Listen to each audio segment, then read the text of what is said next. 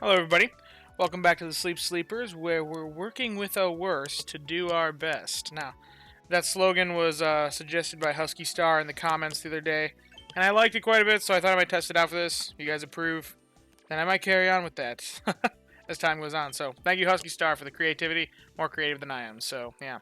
Alrighty,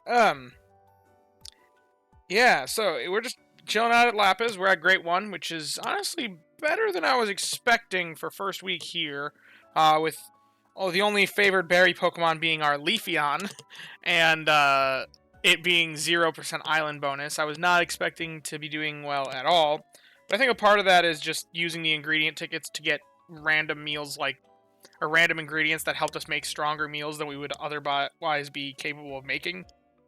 I think has helped us out pretty heavily here. Now, we are guaranteed to encounter a Munna tonight, because I used the incense. It's probably not the... Typically speaking, it's best to save those psychic incenses, or psychic type Pokemon incense, for the legendary event, because if there's a... they will likely yield more rewards for the legendary shops if they work it the same way as last time. So, not necessarily the best decision, but I want to have a Munna on this account. So, given that, and Musharna, definitely legal for the sleepers. The numbers I ran, it's well within the threshold of legal on this account. Only 4 spawns, which will actually be 5 because of the incense I used. And one of those 5 spawns is guaranteed to be hungry. So, now we could potentially see the new the Lapis Pokemon because they're new. 2 Munnas. That means that it is a guaranteed catch this morning. The real question is can we catch 2 of them?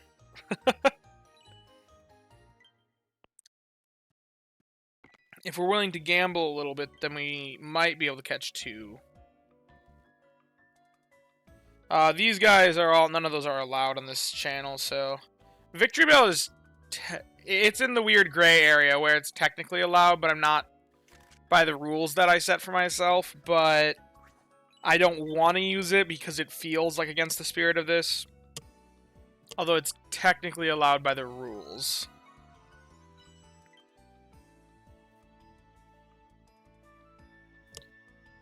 Okay, 1 Munna is hungry.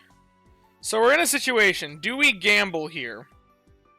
Because if we end up gambling and losing, then we just wasted biscuits. Because what I could do is I could toss a single biscuit to the hungry one, then toss it 2 more, and hopefully take it home. But it's not guaranteed to come home. And if it doesn't, if it stays at 4, still hungry, then I have to spend my daily biscuit on the other one, which at that point, then I just wasted 2 biscuits, because I could have just spent the daily biscuit on the hungry one, just taking it home. So it's basically, I'm risking spending 2 biscuits to not catch one, or 2 biscuits to get 0 value out of it. But if I get lucky, I can theoretically catch one and then get a start on the other one, or catch one and then catch another one if I get really lucky with the biscuits. You know what? I'm feeling like gambling today. This is probably a bad decision, but our odds are technically better than 50% that the first one comes home with us. Because it theoretically could crit on the second one, and that would give us better odds as well. Or what I could have done... I just realized this after I fed this guy. Hey! What did I say? We could crit on the second one. Okay, so that... And hey, it saved us a biscuit. So, now we can use our daily biscuit on the second Munna. What I probably should have done there is feed 1 to the hungry one, come back, feed 2 that are guaranteed to this one, catch it, then feed the daily biscuit to the first one. That's probably what would have been technically better. But hey, this turned out significantly better. Raw mega hit when I only needed a regular crit. Whatever. So we got 2 Munna. Spending 3 biscuits. 3 biscuits plus our daily biscuit. Not bad, not bad. Thank you, Neroli. We're always making serious strides around here. I just dropped the phone. Okay, we're gonna send out... I'll send out Chikorita candy. It's a bit rarer than Pika candy. As much as I personally like Pika, I know that Chikorita is a bit more rare, so... We actually got more research XP than when we did Dream Shards. That's a very rare thing. Okay, what's this first one I got? Mild nature. That's off to a...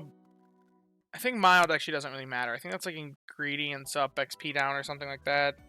It's got a mono milk list, which I do like.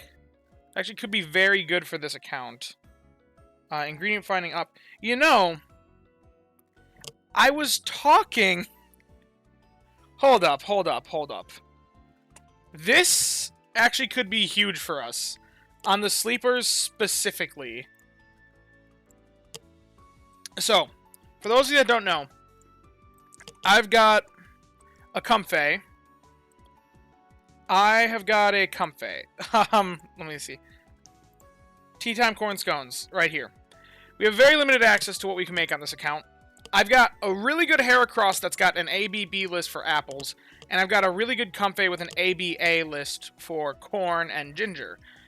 They can roughly produce about what this meal needs if I was to get them to level 60 for a long-term investment. The last thing that I needed is just a little bit of milk. Just a little bit of milk. 9 milk per meal, so that's 27 milk a day. I don't have access to any of the milk farmers, like both Meowscarada and Blastoise are off my list of Pokemon that I'm allowed to use on this account. So, that meant that I was going to start hunting a ingredient finding Eevee to hopefully pull in that milk. That little bit of milk. But, this guy's got a mono milk list. And it's got actually really, really good ingredient finding stats. Like, you almost couldn't ask for more. So, I may have to be considering Musharna for the thing that nobody wants to consider a berry specialist for. That being the milk production. But it's got 2 tiers of helping speed, which is great for ingredient finding. It's got ingredient finding S, which theoretically is sub-skill seedable, but with the state of the count currently being free-to-play and being free-to-play for the foreseeable future, I don't really care. It's probably going to stay ingredient finding S, is what I'm trying to say. But still, that much speed and ingredient finding energy recovery down. I mean, energy recovery down is a bit of a dagger with this account, since energy is difficult to come by. But let's see. If I got it to level 30, it'd be producing 22 milk a day. Not bad. I mean, if I got it to 50, 25. And hey, if I got it all the way to level 60, then that actually produces enough milk for this account. And that's... I have the energy settings set right. I'm assuming zero energy at all, which is not really the case, because I will have my Leafy on. It's also assuming 0 health bonus stacks. Well, I guess it's assuming null health bonus stacks, but that doesn't matter if the Pokemon doesn't have a health bonus, which this one doesn't. So realistically, I mean, yeah, I think this is... I think this is the milk farmer to fill in that last gap. So, that means 4 dessert weeks. We can run my Comfey, my Heracross, and this Musharna, and as a pseudo-ingredient specialist, and we've got Tea Time Corn Scones covered. I think it's something that I have to be considering for the long term of this account. Because that's the 4th strongest dessert in the game.